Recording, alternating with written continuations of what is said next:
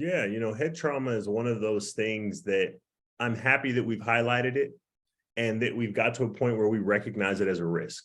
Because when I was playing, it was not recognized as a risk, and that wasn't that long ago. We weren't talking about this in 2011.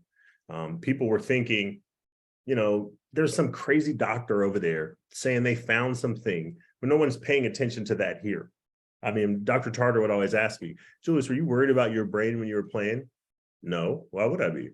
I was worried about my knee, my neck, my back, like my shoulders, because I'm watching guys tear pecs and bicep tendons off their body, trying to just put their arm out and stop a guy running.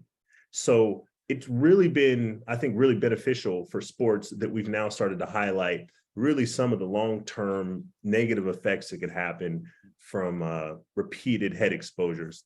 One of the biggest problems are the games were built without this information. What do we do now with these games now that this data is coming out? And what are we doing to create strategies to be neuroprotective? Is it supplementation? Is it stuff like we're doing at NESTRE with consistent biofeedback for the brain or neurofeedback for the brain? Is it more days off between contact? One of the things that I never understood was why not create days off between pads, right? So why wear pads for 3 days, Wednesday, Thursday, Friday, Saturday off, Sunday? Why not gap them just one day in between? Just give the body one extra day, one sleep cycle to help remove some of those, some of the damage that's happening and some of the inflammatory variables that are happening to give you that extra day of flush. I think it's an issue. We understand that it's real.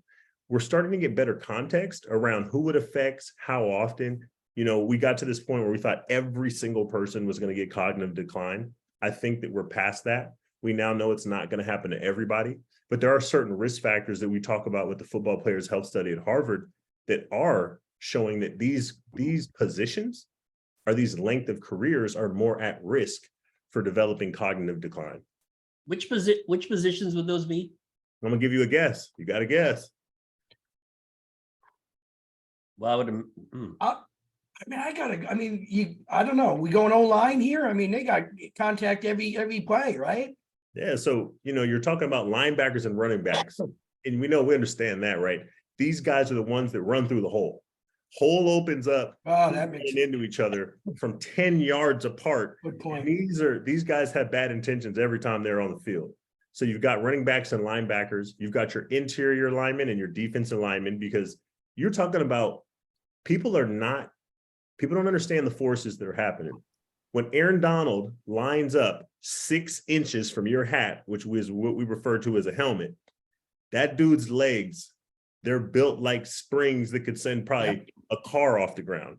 And when the ball snaps and he, boom, that force, he's bringing right into you and whatever's in the way. Wow. And you do that 60 times, 70 times a game, but you're also doing it in practice, right? So think about how many exposures you're getting throughout a week, over a career. And so we tend to see it in those positions, but then also there's this inverted U that we've started to notice in the data. It's really incredible, is the people that played the shortest time tend to be the healthiest, but then the people that played the longest tend to be the healthiest. It's these people that played between 8 and 10 years that seem to have the most negative health outcomes. Wow. Would that be because, well, obviously the shorter ones, the ones who played the least, it makes sense they would have the least. The guys who last long, they're just playing smarter. They know what not to do. Is that why? So it's actually pretty funny. And I was sitting down, and within the study, they started to pull me in on some of the research. They were going, wow, you're doing research, maybe you have some insights for some things that maybe we haven't seen. So one of the ways that they determine risk is years of play. And that's like the standard way to determine risk. And I'm like, nah, that to a player doesn't make much sense, because, the guys that play the longest are what? Punters, kickers, long snappers, and backup quarterbacks. So now they're messing your data all up. So you're going, well, something about these guys, right? Is it biology? Is it the way they play that's allowing the guys that play the longest to be the healthiest? And I'm like, no.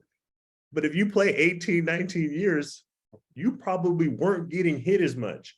So you look at the amount of snaps that a person plays throughout their career, and the guys 8 to 10 years were playing the most snaps.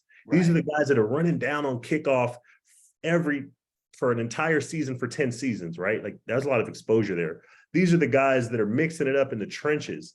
So it's actually the amount of snaps a person has and playing position, or that 8 to 10 year that start to have the most negative health outcomes.